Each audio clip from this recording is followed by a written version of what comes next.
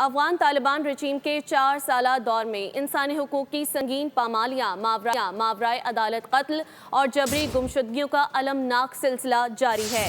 اقوام متحدہ human rights اور ہشت صوبہ نے منظم قتل عام کا پردہ چاک کر دیا۔ 2025 کے دوران 123 سابق فوجی اہلکار قتل کر دیے گئے، جبکہ 131 افراد کو تشدد کا نشانہ بھی بنایا گیا۔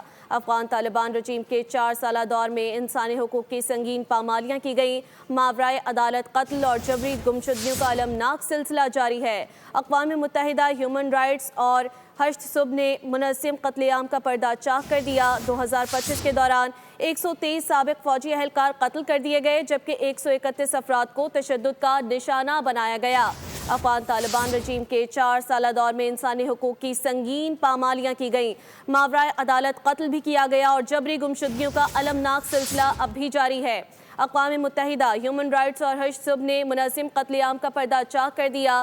2025 کے دوران 123 سابق فوجی اہلکار قتل کر دیے گئے، جبکہ 131 افراد کو تشدد کا نشانہ بنائے جانے کی بھی تفصیلات سامنے آ رہی ہیں۔